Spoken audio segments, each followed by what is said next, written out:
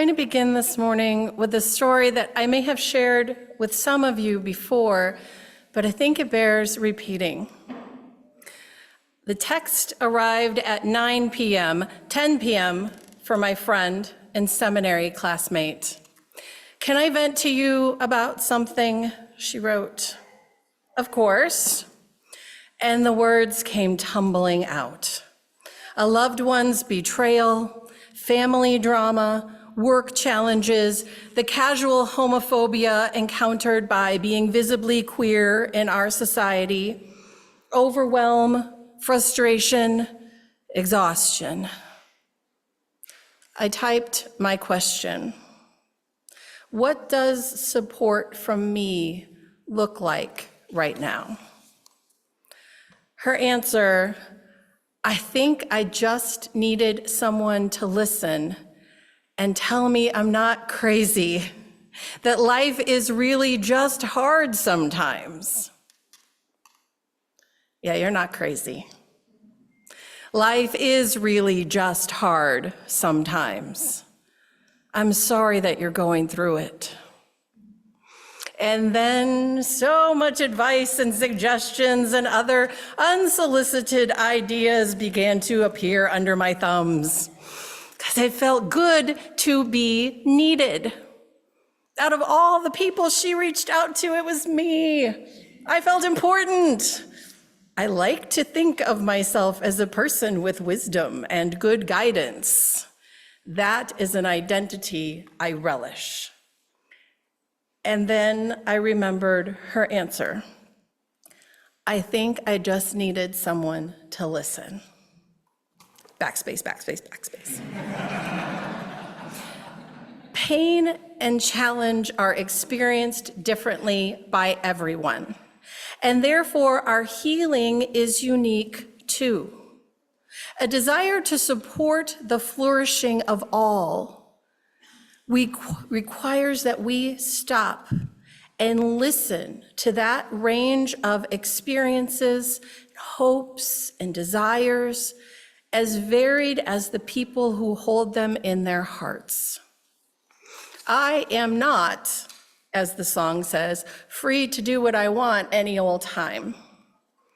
Rather, I am committed to the freedom of all, and that means that I need to put the relationship, the family, the community ahead of my individual wants and desires. But that shift from saying whatever comes into my mind, from sharing my experience, to listening for the request and doing my best to meet it, is more than a change of behavior. It's a transformation of my identity. To go from the person who can see such a clear path forward, which would have been correct and good for me, but maybe not for anyone else, to being a person who is invested in the hopes and desires of another, in offering the help that they need rather than what I want to give. That's to evolve into someone new.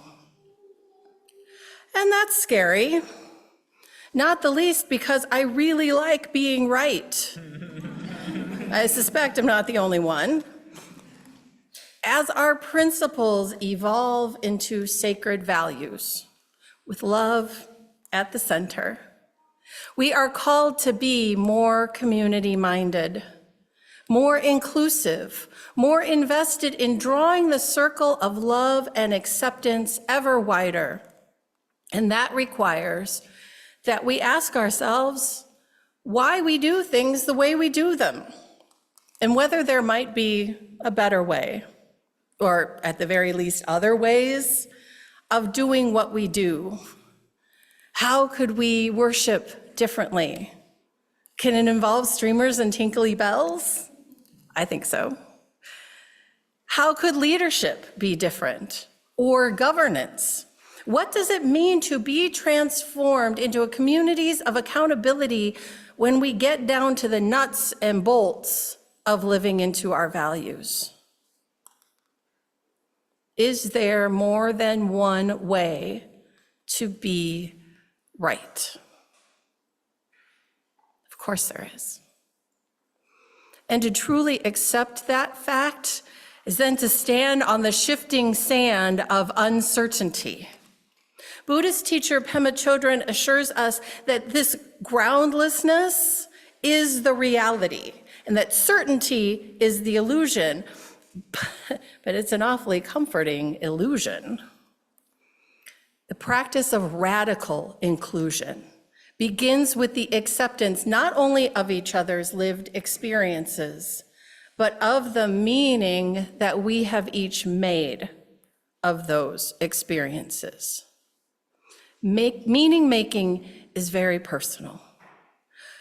Meaning is formed by measuring what happens against our cultural conditioning, our education, our past experiences. We can be standing next to each other, having the same experience, and making different meanings. The pursuit of truth, on the other hand, is a collaborative effort. So as we listen to each other's meanings, we begin to put the puzzle together. To get the fuller picture of reality, our tendency is to label the meanings of others as wrong. That's not what happened, we will say. We conflate our narrow slice of meaning with the entirety of truth, and we miss the revelatory potential of the mosaic. To bring it back to our story this morning, we are so identified with the stream that we forget we are water, capable of taking many forms and collaborating with other elements, working together to overcome a multitude of obstacles. The language in our shared value of transformation states, we covenant to collectively transform and grow spiritually and ethically. By updating our expression of our values, we call each other into collective visioning of our future as a church, and then we challenge one another to live into it. We offer each other support and love. We commit to communicating how it's going and to reevaluating and adapting as necessary. We open to the fresh air of healing change to carry us across the desert of stagnation and irrelevance. In their book, What It Takes to Heal, Dr. Prentice Hemphill suggests a path to healing both ourselves and our society that begins with our liberative imagination. They write, "I don't think healing begins where we think it does, in our doing something. I believe it begins in another realm altogether, the realm of dreams and imagination, a realm I might also call spirit, a place of potential where possibilities reside, where we retrieve through prayers or our dreams, visions for ourselves and our world that make us more whole. And with our visions in place, we can realize them through what follows, our commitment and the steps we take toward them." Thus ends their quote. But whose vision of the future do we commit to? As soon as we ask that question, this realm of dreams and imagination seems to instantly collapse. It becomes small and tight, and we grasp onto what we think it must be, and we forcefully reject what they want. Ours versus theirs. A field narrowed to a dichotomy. We have heard lifted up time and again the words of the Reverend Dr. Martin Luther King Jr., that the arc of the moral universe is long, but it bends toward justice. And many have followed that adage with the amendment that we are the ones who must bend it. But I would humbly add today, we are also the ones who must bend. This is not a softening, corrupting, or weakening of our values, but rather an expansion of what it can look like to live into them. It is the curiosity and open-heartedness to listen to the lived experience and particular fears and needs of others, distinct from ours though they may be, and to honor them as valid meaning-making. It's the flexibility, nimbleness, and spirit of adventure required to try on different ways of acting. It's the generosity of spirit and trust in an abundance of resources that will be necessary to face down a fear of lack and lean into the collective flourishing of the many. It is the love that encompasses all that we hold dear and nourishes us as we expand to hold more and more. We don't know what we're doing.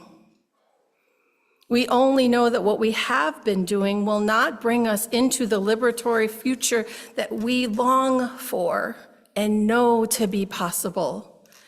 And a soul-deep transformation is called for. This is deep listening. This is not rejecting the other. This is saying, I see you. I know we have a common humanity. May our hearts be softened.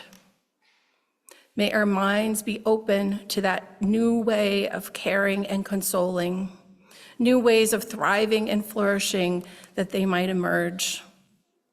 May we find the energy, courage, focus, and love to create the world that we envision together.